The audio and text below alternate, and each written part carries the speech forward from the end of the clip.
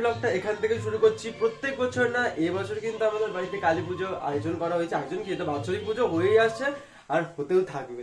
পুজোর কতদূর কি এগেল সেটাই এখন দেখার বেলা। চলো এক ঝলকে দেখে আসি। আপাতত এদিকে আমাদের খাবারটা সেটা তৈরি হচ্ছে, সেটা হচ্ছে এখানে বাঁধাকপির তরকারি হচ্ছে, আর ওইদিকে মাসি কাটছে আনাজের তরকারি, মানে যেটা পাঁচমিশালি তরকারি বলা হয়। আর এদিকে আমাদের প্যান্ডেলটা কিন্তু এবছর দারুণ করেছে। এরপরে আশেপাশের ভিউগুলো দেখিনি। আমাদের বাড়ি কিন্তু অসম্ভব সুন্দর। আর কালী পুজো মানে রাত জাগা, রাত মানেই হচ্ছে গ্রামে দিয়ে কিন্তু কুয়াশা পড়ে, তার জন্য আমাদের পুরো বাড়িটাকে তিরপল দিয়ে ঘিরে দিয়েছে। এটা ভাজবে আর ওটা ভাজা হয়ে গেছে। তিন পাটে এখন ভাজছে, এখন ভাজা হবে, আর ওটা ভাজা হয়ে গেছে। এদিকে ভাত কর দিয়ে দিয়েছে, এদিকে চাটনি আছে, চাটনি আছে, ঠিক আছে ডবল করে দেখা যায়, দু রকম চাটনি হবে।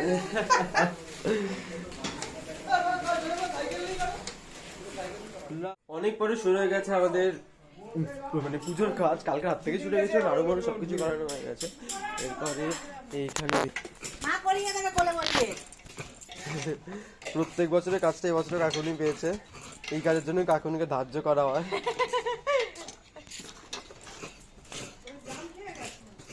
হ্যাঁ ঠিক বলেছি, প্রতিবার সবাই দেখবে নারকেলই কুড়াচ্ছি। হ্যাঁ প্রত্যেকবার। হ্যাঁ বাবা, আর সরাতে হবে না, যা দেখানো এমনিতে দেখানো হয়ে গেছে। এখন আমি লুচি বাচ্ছি, ছোট বউ নাড়ু করার জন্য নারকেল মাখছি। এবারে দুপুরে সবাই খেতে বসে গেছে, আর আমি সেদিনকার খাইনি, কারণ চান করার পরে খেলে আবার আমাকে জামা প্যান্ট ছাড়তে হবে, তার জন্য এদিকে সবাই এটা খেয়ে নিল। এরপরে প্রচুর দেরি হয়ে গেছে, এবার আমাদের ঠাকুর আনতে যেতে প্রচুর লেট হয়ে গেছে। এবার ভ্যানে করে আমরা যে কজন যাই সে কজন গেলাম। তারপর এখানে দেখি প্রচণ্ড এখন সরস্বতী ঠাকুর, সামনে সরস্বতী পুজো, আর সরস্বতী পুজো অলরেডি পেরিয়ে গেল, আজকে যাচ্ছে যখন আমি এডিট করছি ভিডিওটা। আর এটাই হলো আমাদের মা। জয় জয় জয়। এ ব্যান্ড পার্টি বাজাও, ব্যান্ড পার্টি কোথায়? ব্যান্ড পার্টি, ব্যান্ড পার্টি কই?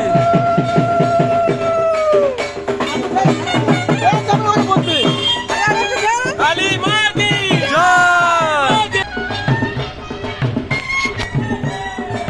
জয়।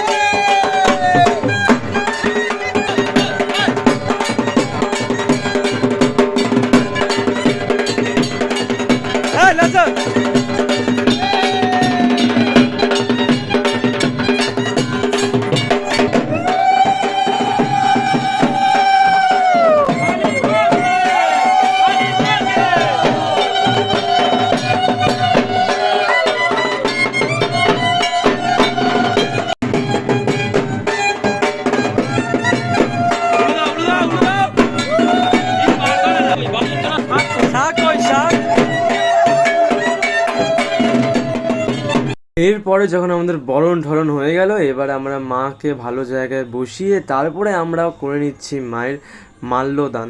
এটাকে জানি না মাল্যদান বলে কিনা, কেন মনটা বললো মাল্যদান বলে, তো তার জন্য মালা পরিয়ে নিচ্ছি আমরা ঠাকুরকে। তো মা মালাগুলো পরাচ্ছে, আর ঠাকুরকে কিন্তু এবছর দারুণ দারুণ মালা পরানো হয়েছে। আর এদিকে সব আস্তে আস্তে শুরু হয়ে গেছে অতিথিরা। এদিকে মা কাকিমুনি এদিকে পুজোর কাজ করছে, এদিকে নৈবেদ্য না কি বলে 108 রকমের সেগুলো সাজাচ্ছে, আর এদিকে আম্মা এদিকে ফলো করছে, কোনো ভুল করলেই ধরবে কান।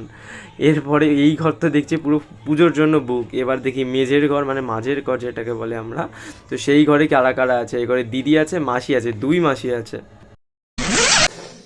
প্রচণ্ড ঠান্ডা। আর এখন এদিকে ঘুমিয়ে পড়েছে উপরের ঘরে দাদারা, ভাইরা, এরা সব ঘুমিয়ে পড়েছে। আর এদিকে বাবা কাকা দাদু ঠাদু এটা ঘুমিয়েছে। আর এবার নিচের ঘরে তো সবাই শুয়েছে, বিশেষ করে নিচের ঘরে তো মেয়েরা শোয় বা ছেলেরাও শোয়, যারা বয়স্ক মানুষ তাদেরকে নিচের ঘরে দেওয়া হয়। আবার নিচের পুরো অন্ধকার হয়ে গেছে, দেখতে পাচ্ছি না। তো এবার সব ঘর বন্ধ, মানে পুরো কোনো ঘর ফাঁকা নেই। এবার সব ঘরের চিত্র তোমাদেরকে দেখাই, দেখি কোন ঘরে কি চলছে। দেখো ও এই ঘর পুরো নিচে ফাঁকা করে ঘুমাচ্ছে, শুধু বাবা আর দাদু ঘুমাচ্ছে। আর হচ্ছে ওইদিকে তো প্যান্ডেলে পুজো হচ্ছে, আর এইদিকে ঘুমাচ্ছে। এই ঘরটা ভর্তি আছে।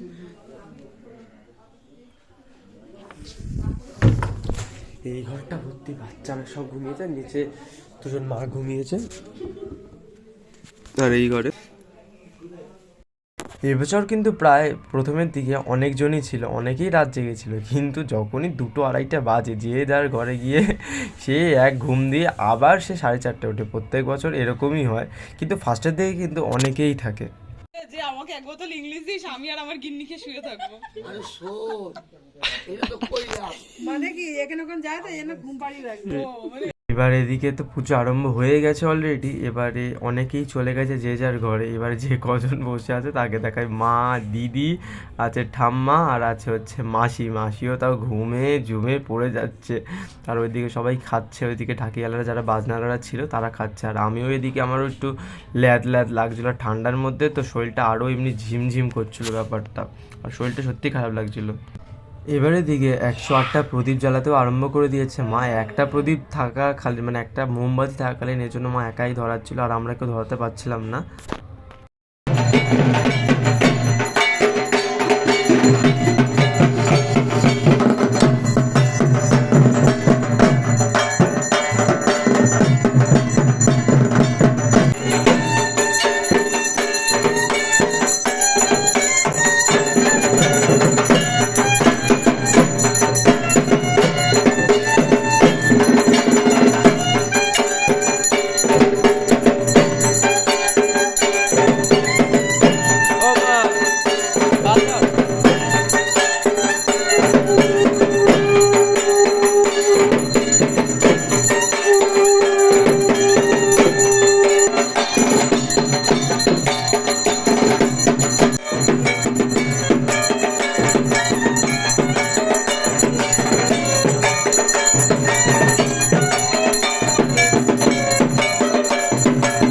আর আরতি শেষেই বসে গেল যজ্ঞেতে। এবার যজ্ঞেতে কিন্তু আমাদের আগুন বিশাল হাইটে ওঠে, আর যজ্ঞ করে কিন্তু দারুণ আমাদের ঠাকুরমশাই।